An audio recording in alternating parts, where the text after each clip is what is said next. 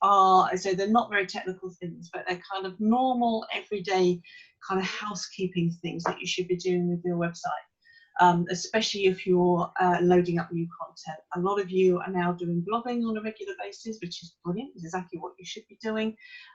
Carol Bosco was talking about visibility. This is all about visibility, and it's all about there's a couple of simple things that you can do on an everyday basis that will help you make your website more visible. Okay. I'm going to talk a little bit about how search engines read websites, because they don't see websites in the same way that we do.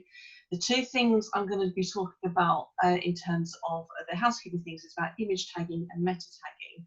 And at the end, I'm just going to tell you about a little bit about the SEO courses that I run if you want to join in with those. Right, so how do search engines read websites? Right, I'm just going to stop this and pop onto the internet. A second. Not very good at the whole swapping around between screens thing. I'm getting better at it. All right, so this is my website. Okay, so this is the front page of my website. So when you click on gblservices.co.uk, this is what you see. This is not what search engines see. Okay, this is what search engines see. All right, now I don't want you to completely freak out and think, oh God, you've got no chance of sort of getting your head into that, because you don't need to know what's going on there. But it's just an indication of the way that search engines read websites differently to the way that we do. So let me go back to my presentation. Okay. Where was I? Right. So we look at websites like that. Search engines look at websites like that. Now, what you need to be doing sort of within all of this is helping search engines get clues about what is on your website and what's on your individual web pages. And two of the biggest clues you can give them is image tags and meta tags. So really, really key to get those right and to get those working on your website. First of all, so just going to go into the details about image tagging now. So what role do images play on your website? Each web page should be a mix between images and text. Nobody wants to read a web page that is just text, unless you're an academic or it's a technical thing. So you should have a really good mix between sort of pictures and text and headlines and links and everything else. So what role do images play? Well, they help illustrate the point or the concept. If they are the right images, they kind of help you sort of tell your story that you're trying to present through your website. They make the page more engaging for your readers. When we read things, excuse me, voice is going already, not a good start. When we read things on a screen, on a PC screen, or on a phone or a tablet or whatever it may be, our brain is working differently to the way that we're looking at something on a piece of paper. If you're reading text on a piece of paper, you're actually sort of concentrating on it quite hard. But the brain, when it's looking at a screen, has a lot of distractions going on. The cognitive process you go through when you're reading things off the screen is different. Okay, so to have a good mix of text and images on your web page makes that page more engaging for your readers. Sometimes an image can communicate more effectively than just words alone. If you're struggling to find the words, if you're struggling to articulate something, whether that's your product, your proposition, or your story, whatever it may be, then an image can help you articulate that story and illustrate a point. The other thing is that we remember pictures more than we do the words. So if somebody wants to come back to your website, they'll actually sort of look at the images and think, oh yes, I'm in the right place, I remember this picture. They won't remember the words, they will remember the pictures. And more Google searches are for images, especially among younger people. And when we talk about millennials and Generation Z, whatever they are, XYZ, I can't remember what they're called now. They are the Instagram and the Facebook and the social media generation. They are looking for pictures more than they're looking for words. Yesterday, for example, I just did a quick Google search on dog breeds, and this is the result I got back, okay? So what we've got here is lots and lots of lovely pictures of different dogs. The two pet people, the dog people in this will love this, okay, looking at all these lovely pictures of dogs. So, you know, all of these images are tags with these different dog breeds, and this is the kind of search. I didn't even click on images. This is just for all results. So this is the kind of thing that people are used to seeing now and that they want to see. So images, really, really important. But you would only get featured in any of these results if you are tagging your images properly. Okay, so how does tagging an image help with your visibility? Well, it helps Google and other search engines understand the context for the image, okay? Google is looking at the whole page when it's considering whether to show your web page in a search result, okay? And it's looking at the page and saying, okay, what is this page about? And if there are images on the page, apart from doing the things that's going to help the people who visit your website, it's telling Google, okay, well, this information is really useful, okay? We understand this image, we understand what it's about, it's actually going to help with the user experience. Just as importantly, it helps you be compliant with the Equalities Act of 2010.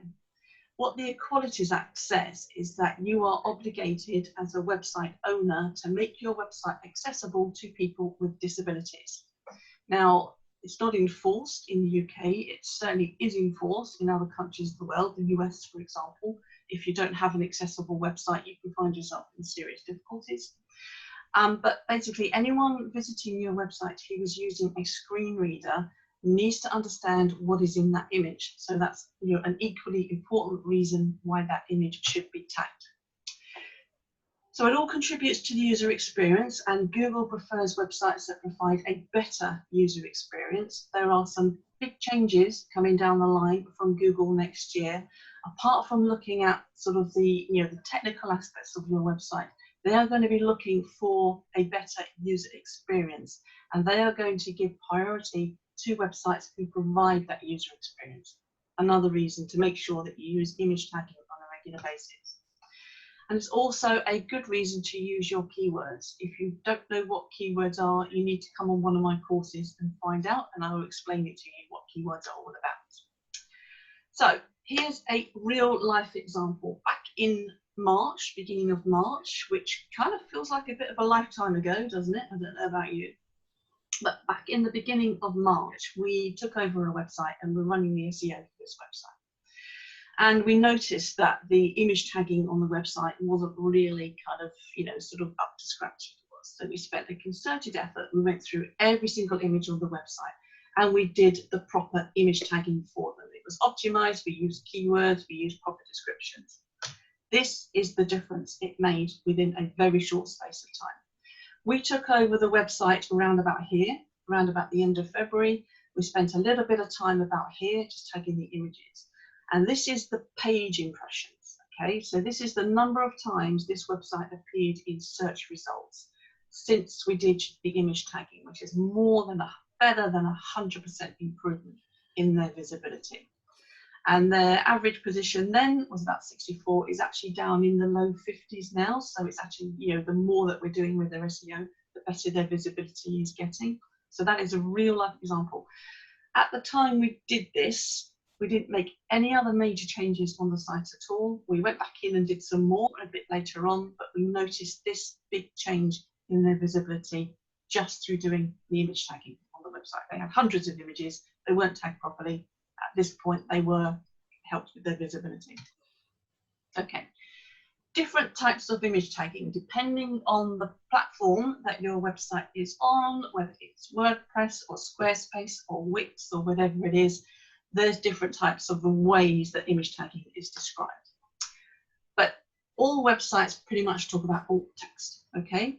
Now, going back to the point I was making about people using screen readers, okay, the alt text is the bit that gets read aloud, okay, when someone using a screen reader. Very important that you have that on there. It's also the bit that Google notices first, okay? Now, there's something else technically that's called the image title element, but WordPress, for example, calls it an alt description. So this is the text that displays if an image doesn't download, okay? And it's also the bit that gives search engines the context for the image. So it gives search engines the reason why the image is there, okay?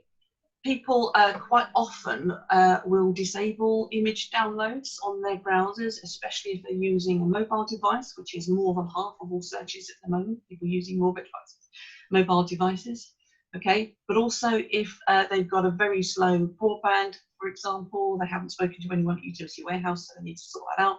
But if they've got bandwidth problems, sometimes they will set their browsers to disable images to make sure that websites download a bit faster, okay? And the alt description is what gets displayed instead of an image.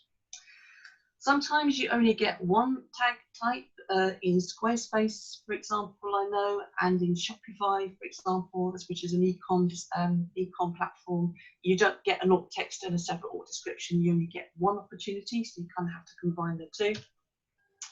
And the thing that people often forget or neglect is the image file name.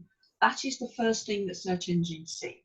So when you load an image onto your website, you might have a file name that is an internal reference that you understand, okay? So it might be image 1 or image ABC or image gobbledygook, whatever it may be, okay? It's really important that you optimize the label you put onto the image file name because search engines are reading it. So if you have something that says image 1 or logo, it's meaningless to search engines. And here's just a little example of what I mean by an alt description. So this is someone who's on Amazon, they've disabled images. This is the alt description that gets displayed here with this alt description, okay? Right, so how to write an image tag. Right, you have up to 125 characters to fit into an image tag. That is quite a lot, so you can get very descriptive and you can get, pile an awful lot of information into that image tag. Make sure it's plain English, don't use jargon, don't use sort of abbreviations, don't use capital letters, all those things, the things that won't mean anything to search engines. Please, please, please, please check your spelling and grammar. It is important, especially with people using screen readers, okay? Another reason not to use jargon and not to use abbreviations. Great place to use your keywords, absolutely vital for your keywords. Don't start off with a label that says image of or picture of, because screen readers and search engines know that it's a picture, okay? It's tagged as a picture, they'll already be able to see that. And you're using up space from your 125 characters. So you don't need to do that either, okay? Now, all three types of tag can technically be identical, but they all have a different job to do. So if you have the opportunity in WordPress, I know you have 3 opportunities to put image descriptions in and image tags in, make sure they're all different. And I'm going to go on to explain the different jobs that each of those tags do right now. Now, this photo makes me endlessly happy for a couple of reasons. First of all, it's a fantastic pair of shoes, and I love my designer shoes, and I love my designer accessories. This is a pair of Manolo Blahniks. Absolutely would kill for these shoes. The second reason I love this picture is because it's set in Prague. That is the Charles Bridge in the background. I have been to Prague. It's one of my favourite places. Absolutely love it. So this is why I use this image. It's my own personal reason for using this image. Okay. So an example of alt text for this image could be, remember, this is the bit that gets read aloud by screen readers. Woman in red Manolo Blahnik satin pumps with 3-inch stiletto heel and diamante trim, Charles Bridge, Prague in the background. That is 125 characters. As I said, you can pack an awful lot into 125 characters, okay? So that's the bit that gets read aloud. That's the alt text. The image title element, or the alt description, provides the context for the image, okay? So what this is doing is telling search engines the reason why this image is on this page, in this place, on the page, okay? So you could say, red classic Manolo Blahnik women's satin pumps in a wide range of sizes, perfect for weddings, parties, or special celebrations, okay? That is the context for the image. It's still a bit of a description of what's in it, and it gives search engines the reason why the image is there. And again, that is 125 characters. So you can put an awful lot of information into that. Now, with the third type of tag, which is the image file name, you can be a lot more simplistic about this because it's an internal reference for you, but it's also telling search engines what the name of the image is. So very simplistically, you can just say, Manolo Blahnik red shoes, and that's pretty much all you need to do with a file name. You don't have to use up the whole 125 characters for a file name. Okay, so final hints about image tagging. Right for human beings and not search engines. So think about your primary target market first, sort of thing that they would want to hear and see in that image tag. Keep it as natural as possible with your language and please use proper English. Give information that reads well, makes sense and supports the context of the subject matter. Okay, so just a final hint about how you write an image tag. And if you only get one tag, you need to combine the alt text and the alt description. For example, on Squarespace and Shopify, as I said, you kind of need to combine the two sort of reasons for doing it. So the description and the context into one, which is a bit more of a challenge, but kind of once you get into it, it becomes easier. Okay, so now I'm going to move on to just a little bit about meta tagging. So what are meta tags? Well, these are meta tags, okay? So I typed in a search that just said, what are meta tags, and put in the year 2020. And this is typical of a Google search result. So you get a long list of web pages, you get a bit in blue there, which is the meta title, and a bit underneath there in grey or black, which is the meta description. So that's a page title and a page description. These are not the things you see that are visible on the page of the website. So if you go into this, this top result here, so you will not see anywhere on this page optimal length. Meta descriptions can be any length. Google generally truncates snippets to 150 to 500 to keep meta tags long, descriptions long, okay? So that won't be that, that's actually buried in the code that I showed you behind the web page. But meta tags are accessible to anyone. You can compose these meta tags yourself. Why are they important? They are the reason someone will click through to your website, okay? So when you look at a list of results like this, you're going to go to the one that has the most appeal to you, okay, in terms of the kind of thing that you're looking for on Google, okay? So they are the reasons someone will click through. So you should treat it as a mini advert for your business, okay? You've got to be able to sell your business in 1 or 2 sentences using those meta tags. In Google, they're called snippets. If you have a WordPress site and you have Yoast plugin, which I think every WordPress site I've ever seen in my life has a Yoast plugin, they are called snippets, and you have a snippets menu within Yoast on WordPress. Okay, great place to use your keywords, and I'm going to demonstrate the use of keywords in snippets in a second. So they are accessible to you via your website's CMS or content management system. I've seen lots of different platforms, and usually within that platform setup, in the settings, there is the ability to change a meta description, okay? If it's left empty, Google will decide what to show, okay? Which may not be what you want to say, because all Google are going to do is actually look down on the content of the page and just pull something into those metas that they think is right, okay? So it's best that you write them rather than rely on Google to write them. Best practice for meta tagging is thinking about the length. So in your title, you have around 60 characters, which is about 600 pixels. It's actually measured in pixels as far as Google is concerned, which is about 60 characters. So you have 60 characters to get a page title written in. The description you have, again, is measured in pixels. It's around 155 to 160 characters. That's a couple of sentences to describe why someone should click through to your page that's just appeared in the search results. So it's important not to have them too long or too short, okay? So just to give you an example of the anatomy of a meta description. So I did a search on Google for plumbers near me, and I just picked out this result from page 1. So what we've got here is the actual link through to the page at the top here.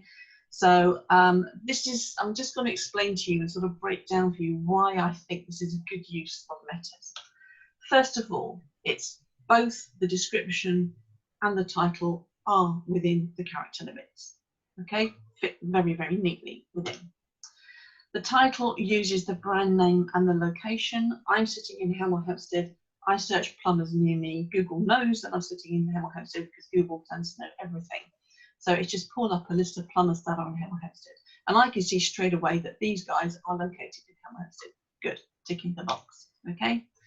Keywords, plumbers, plumbing. in both the title and the description here. So Google uses semantics, so it said, well, plumbers, plumbing, pretty much the same thing. You'll find that a lot with keywords, okay? Plumbing there, and they've highlighted the keywords in the description here, just to reinforce to me that this is the kind of guys that I'm looking for, okay? Very, very clear proposition in this description. Plumbing and heating services available across Helen Homestead. Gas safe registered. Emergency plumbing service available. Absolutely crystal clear exactly what they do. Very well written. And it has a very, very clear call to action. So it's got their phone number right there. So if I was in an emergency situation, I wouldn't even bother to click through for this. I would just pick up the phone and call them because the proposition is right there. Okay. All right. A question I get asked is, does Google always use your metas? Well, actually, no, they don't. Statistically, they only use them about 30% of the time. All right. So why bother? Because it's a tick in the SEO box. Now, all the blogs I read and all the articles I read about meta descriptions say, well, Google only uses them about 1 time in 3, okay? I have to say, all the testing I've ever done, both with my own website and with our clients' websites, very, very rarely do I see a meta that hasn't been written by the website owner, a meta that Google has decided to show rather than the one that the website owner has written or we have written. So I can only sort of quote what the statistics are. I can also quote you what I see in real life as well. Okay, so the reason to do it, you still have a 1 in 3 chance that your metas will be used. All right, so it's better that they are there than leaving those metas empty. If you leave them empty, it could be bad for your visibility because it could be telling Google that you're not really bothered about your search engine optimization. Okay, so very, very quick recap. So just remember that search engines read your website differently. Okay, so you need to give them clues into what's in your page content.